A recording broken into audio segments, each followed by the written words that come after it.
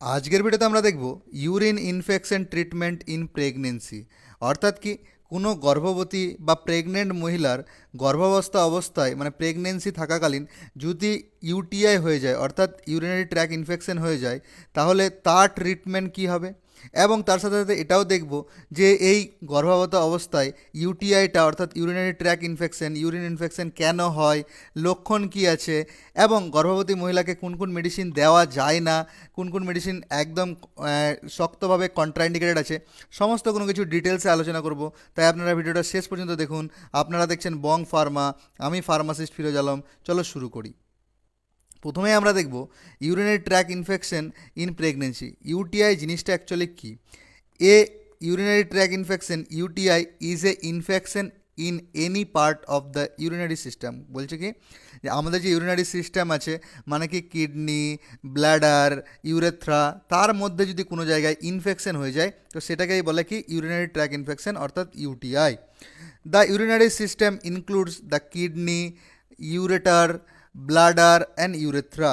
বলছে কি ইউরিনারি সিস্টেমে কী কী থাকে?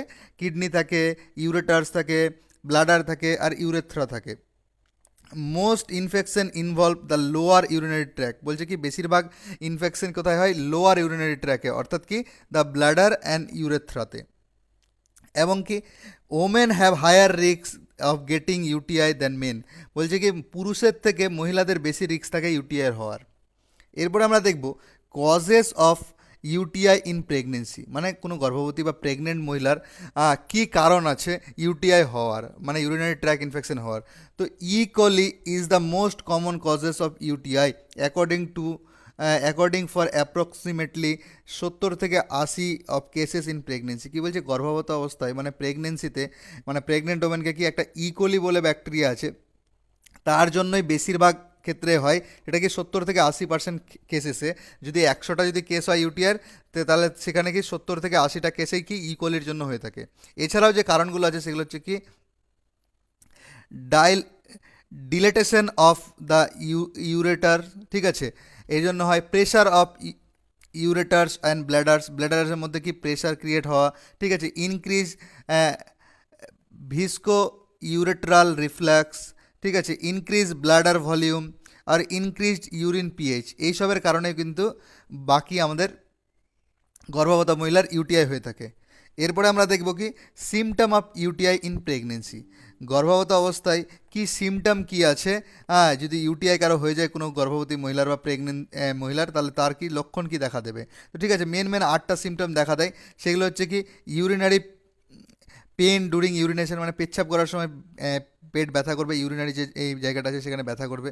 ফ্রিকোয়েন্ট আর্গো টু ইউরিনেট, ঠিক আছে, মানে একদম বারবার ইউরিন হবে এবং কি আর্জেন্সি আসবে যে না এখনই লাগছে এখনই হয়ে যাবে, ঠিক আছে। হ্যাজি আর স্মেলি ইউরিন, ইউরিনটা গন্ধযুক্ত হবে।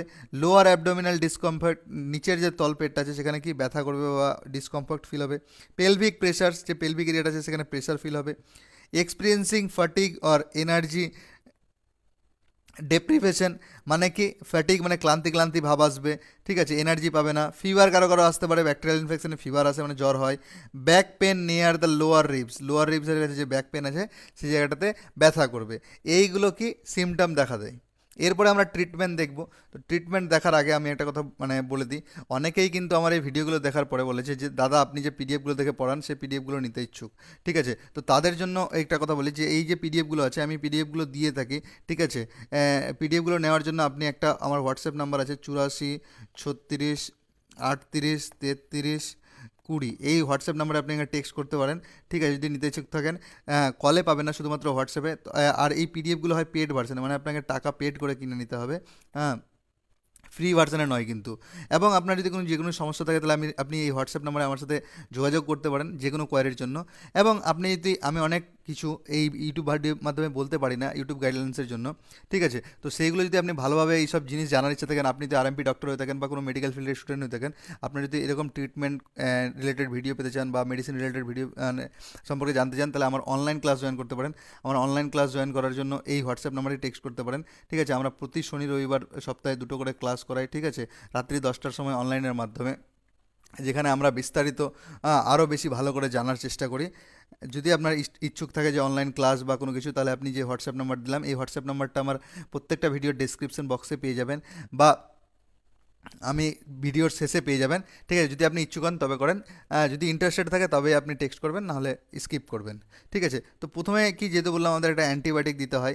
ঠিক আছে, যেহেতু ব্যাকটেরিয়ার জন্য হচ্ছে, তো গাইনোকোলজিস্ট ডক্টররা বা নেফ্রোলজিস্ট ডক্টররা কী করে, প্রথমে একটা অ্যান্টিবায়োটিক রেকমেন্ডেশন করেন। আর যে অ্যান্টিবায়োটিকটা প্রেগনেন্সিতে সেফ, সেটা হচ্ছে কি নাইট্রোফিউরেন্টয়েনের 100 mg যে অ্যান্টিবায়োটিকটা পাওয়া যায়, যেটা কি নিপটাস নামে পাওয়া যায়, বাকি নাইট্রোফিউরেশন নামে পাওয়া যায়, বাকি নিফুটিন নামে পাওয়া যায়। এই অ্যান্টিবায়োটিকটা কি বিডি করে দেওয়া হয়। বিডি মানে হচ্ছে কি দিনে 2বার করে, এবং পিসি দেওয়া হয়। ঠিক আছে, মানে পিসি মানে হচ্ছে খাওয়ার পরে, মানে দিনে 2বার খাওয়ার পরে, অর্থাৎ সকাল এবং রাত্রিবেলা খাওয়ার পরে রেকমেন্ডেশন করা হয়, এবং 5 দিনের জন্য মিনিমাম রেকমেন্ডেশন করা হয়।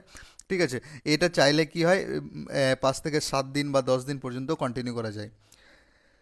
এরপরে যেটা মেডিসিন রেকমেন্ডেশন করা হয়, যেহেতু পেচ্ছাপ করলে কি জ্বালা ফিল হয়, আমরা সিমটমে দেখলাম, তাহলে সেক্ষেত্রে কি একটা ইউরিন অ্যালকালাইজার রেকমেন্ডেশন করা হয়। তো ইউরিন অ্যালকালাইজারটা যেখানে দেওয়া হয় সেটা হচ্ছে কি ডাইসোডিয়াম হাইড্রোজেন সিট্রেট 1.4 গ্রাম পার 5 ml, মানে প্রতি 5 ml কি 1.4 গ্রাম ডাইসোডিয়াম হাইড্রোজেন সিট্রেট থাকবে।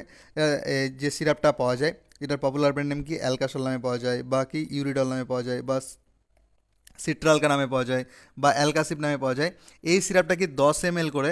ঠিক আছে, টিডিএস নেবে। টিডিএস মানে হচ্ছে কি দিনে 3বার। ঠিক আছে, উইথ ওয়াটার, এটা জলের সাথে মিশিয়ে খাবে। 1 গ্লাস জলে বা হাফ গ্লাস জলে 10 ml এই দিয়ে দেবে অ্যালকাসোলটা, বা যে কোনো কিছু হোক, সিট্রালকা হোক, মানে মেন এই হচ্ছে কম্পোজিশন কি ডাইসোডিয়াম হাইড্রোজেন সিট্রেট, সেটা দিয়ে দেবে এবং ঘুলে সেটা কি দিনে 3বার করে খাবে।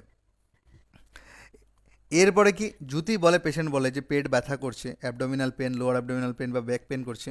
ঠিক আছে, যদি বলে, ইফ রিকোয়ার্ড, যদি বলে, তাহলে সেক্ষেত্রে যেটা সেফ সেটা হচ্ছে কি ড্রোটাভেরিন 40 mg যে ট্যাবলেটটা পাওয়া যায়, যেটা কি ড্রটিন নামে পাওয়া যায়, বা ডিভিএন 40 নামে পাওয়া যায়, বা কি ড্রটিটেক নামে পাওয়া যায়। সেই ট্যাবলেটটা দেখে নেবেন। আমি শুধু এই ব্র্যান্ড নেমগুলো আপনাদের রেফারেন্স পারপাসে বলে থাকি। আপনারা চাইলে যে কোনো ব্র্যান্ডের, চাইলে জেনেরিকও, যে কোনো কিছু আপনাদের অ্যাক্সেসিবিলিটি হিসাবে ইউজ করতে পারেন। ঠিক আছে, সেই ট্যাবলেটটা কি এসওএস দেওয়া হয়। এসওএস মানে হচ্ছে কি যখন প্রয়োজন তখন, অথবা যদি খুব ব্যথা করে তাহলে বিডি রেকমেন্ডেশন করা হয়, বিডিপিসি খাওয়ার পরে। এরপরে কি এরপরে একটা মেডিসিন আমাদের যেটা চলে ইউটিআই, নর্মাল আমরা ইউটিআইয়ের ক্ষেত্রে দিয়ে থাকি, সেটা হচ্ছে কি ফ্লোরোকুইনন্স অ্যান্টিবায়োটিকগুলো। ঠিক আছে, সেগুলো কিন্তু আমাদের এটা মাথায় রাখতে হবে যে প্রেগনেন্সিতে কিন্তু এগুলো অ্যাভয়েড করা হয়। অ্যাভয়েড মানে হচ্ছে কি এগুলো সম্পূর্ণ হারে কন্ট্রাইন্ডিকেটেড, টেরাটোজেনিক, মানে ভ্রূণের ক্ষতি হতে পারে। ঠিক আছে, মিসক্যারেজ পর্যন্ত হতে পারে। তো আমাদের মাথায় রাখতে হবে, যদি কোনো প্রেগনেন্ট মহিলা ইউটিআইয়ের জন্য ট্রিটমেন্ট করতে আসেন, আপনি যদি কোনো আরএমপি ডক্টর বা গ্রামীণ চিকিৎসক হয়ে থাকেন, ঠিক আছে, তাহলে সেক্ষেত্রে অবশ্যই মাথায় রাখবেন যে ফ্লুরোকুইনন্সগুলো যেগুলো আমরা সাধারণত ইউজ করে থাকি, মানে কি সিপ্রোফ্লক্সাসিন, ডেলাফ্লক্সাসিন, গেমিফ্লক্সাসিন, লেবোফ্লক্সাসিন, মক্সিফ্লক্সাসিন, নরফ্লক্সাসিন, ওফ্লক্সাসিন। ঠিক আছে, আমরা নরফ্লক্সাসিন, লেবোফ্লক্সাসিন, ওফ্লক্সাসিন, সিপ্রোফ্লক্সাসিন এগুলো কিন্তু ইউজ করে থাকি নর্মাল ইউটিআই, কিন্তু বাট এগুলো প্রেগনেন্সিতে দেওয়া যায় না। ঠিক আছে, যেটা মাথায় রাখতে হবে, মানে কি নরফ্লক্স 400 যেটা আছে, ওফ্লক্স বা সিফ্লক্স বা লেবোফ্লক্স এগুলো দেওয়া যায় না, এটা মাথায় রাখতে হবে। এটা একদম সম্পূর্ণভাবে প্রেগনেন্ট ওমেনকে একদম দেওয়া যায় না, কোনো মতোই বা কখনোই দেওয়া যায় না, এটা মাথায় রাখতে হবে। তো এবার আমরা দেখব যে যদি কোনো গাইনোকোলজিস্ট ডক্টরের কাছে বা কোনো নেফ্রোলজিস্টের কোনো প্রেগনেন্ট মহিলা, ঠিক আছে, যদি ইউটিআই বা ইউরিন ইনফেকশন নিয়ে যেতেন, তাহলে তার প্রেসক্রিপশনে কী কী ওষুধ লেখা থাকতো। তাহলে তার প্রেসক্রিপশনে কি, যেটা বললাম প্রথমত একটা অ্যান্টিবায়োটিক, যেটা মেনলি হয় কি ইকোলি একটা ব্যাকটেরিয়ার জন্য হয়, ব্যাকটেরিয়ার জন্য থাকলে তাহলে কি অবশ্যই অ্যান্টিবায়োটিক দিতে হবে। ঠিক আছে, তাহলে এখানে সেখানে কী থাকতো, নাইট্রোফিউরেন্টনের 100 mg যে ট্যাবলেটটা আসে, সেটা কি বিডিপিসি করে, মানে দিনে 2বার করে, পিসি মানে হচ্ছে খাওয়ার পরে, মানে দিনে 2বার খাওয়ার পরে, এবং 5 দিনের জন্য মিনিমাম লেখা থাকতো। ঠিক আছে, এটা চাইলে এক্সটেন্ডও করতে পারো, 7 থেকে 10 দিন পর্যন্ত এক্সটেন্ডও করা যায়। এরপরে হচ্ছে কি বললাম, একটা ইউরিন অ্যালকালাইজার লেখা থাকতো, যেহেতু পেচ্ছাপ করলে জ্বালা হবে, তাহলে সেক্ষেত্রে ইউরিন অ্যালকালাইজারকে ডাইসোডিয়াম হাইড্রোজেন সিট্রেট, মানে যেটা কি অ্যালকাসোল নামে পাওয়া যায়, বা সিট্রালকা নামে পাওয়া যায়, সেটা হচ্ছে কি 1.4 গ্রাম পার 5 ml যেটা পাওয়া যায়। ঠিক আছে, সেটা 10 ml করে, মানে 10 ml করে টিডিএস, মানে দিনে 3বার করে জলের সাথে মিশিয়ে খাবে। ঠিক আছে, এবং কি একটা পেট ব্যথার ওষুধ লেখা থাকছে, যদি পেট ব্যথা করে, ইফ রিকোয়ার্ড, তাহলে কি ডোট্রাভেরিন 40 mg যে ট্যাবলেটটা আছে, সেটা এসওএস দিত, মানে এসওএস মানে যখন প্রয়োজন তখন, বা বিডি করে রাখা থাকতো। ঠিক আছে, এরপরে হয় কি, এরপরে যেহেতু অ্যান্টিবায়োটিক চলছে, তাহলে একটা পিপিআই লেখা থাকতো। পিপিআই প্রেগনেন্ট ওমেনকে সর্বদাই কি প্লেন পিপিআই দেওয়া হয়, মানে কি প্যান্টোপ্রাজোল, মানে প্যান্টোপ্রাজোল 40 mg, যেটা প্যান 40, প্যান্টোসিড 40 নামে পাওয়া যায়। ঠিক আছে, বা ওমেপ্রাজোল 20 mg, বা র্যাবেপ্রাজোল 20 mg, বা ইসিমেপ্রাজোল 20 mg, ইসিমেপ্রাজোল 40 mg। ঠিক আছে, যেটা সম্প্রাইজ 40 নামে বা নেক্সপ্রো 40 নামে পাওয়া যায়, সেই ওষুধগুলো লেখা থাকতো, ঠিক আছে। প্রেগনেন্ট ওমেনকে কখনোই পিপিআইয়ের সাথে ডমপেরিডন যুক্ত মানে প্যান্ডি এসব দেওয়া যায় না, আপনারা মাথায় রাখবেন, শুধু প্লেন পিপিআই রেকমেন্ডেশন করবেন। অথবা যদি ফিভার আসে থাকে তাহলে ঠিক আছে, যদি ইউটিআইয়ের জন্য তাহলে প্যারাসিটামল লেখা থাকতো, ঠিক আছে, প্যারাসিটামল ট্যাবলেটটা লেখা থাকতো, প্যারাসিটামল 500 mg বা 650 mg, ঠিক আছে, দুটোই অ্যাডাল্ট ডোজ দুটো হিসাবে দেওয়া যায়। এই ছিল তোমাদের কি একটা ইউটিআইয়ের ট্রিটমেন্ট প্রেগনেন্সিতে নিয়ে আলোচনা, ঠিক আছে। আমি বারবার বলে থাকি এই ভিডিওগুলো শুধুমাত্র ইনফরমেশন এবং নলেজ পারপাসের জন্য, মেডিকেল ফিল্ডের লোকদের জন্য, আরএমপি ডক্টরদের জন্য। আমার এই ভিডিও থেকে কেউ কখনো সেলফ মেডিকেশন করতে যাবেন না, মানে নিজে থেকে মেডিসিন নিতে যাবেন না, সর্বদাই কী করবেন, ফার্মাসিস্ট এবং ডক্টরের পরামর্শতেই ওষুধ নেবেন, ঠিক আছে। এবং এই যে আমার হোয়াটসঅ্যাপ নাম্বার বলে থাকি, ঠিক আছে, হ্যাঁ, 84 36 38 33 20, এই নাম্বারে আপনি যদি আপনার পিডিএফ নিতে ইচ্ছুক হন, ঠিক আছে, বা আমার সাথে আমার অনলাইন ক্লাস করতে ইচ্ছুক হন, বা আপনি যেগুলো সমস্যা আমার সাথে যদি মনে করেন যে, তাহলে এই নাম্বারে হোয়াটসঅ্যাপ করবেন আমাকে, ঠিক আছে, কলে পাবেন না, এই নাম্বারে হোয়াটসঅ্যাপে, ঠিক আছে, 8436383320, এই নাম্বারে আপনি আমাকে হোয়াটসঅ্যাপ করবেন, হোয়াটসঅ্যাপে আপনি পাবেন। যদি আপনার ভিডিওটা ভালো লাগে থাকে তাহলে অবশ্যই একটা লাইক দিয়ে যাবেন, যদি আমি কিছু ছেড়ে থাকি বা আপনার কিছু জানার ইচ্ছা থাকে তাহলে অবশ্যই কমেন্টের মাধ্যমে আপনার মতামত দিবেন।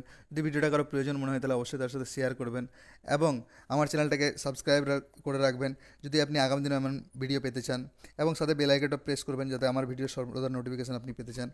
ভিডিওটা শেষ পর্যন্ত দেখার জন্য আপনাকে অসংখ্য অসংখ্য ধন্যবাদ। Thank you so much.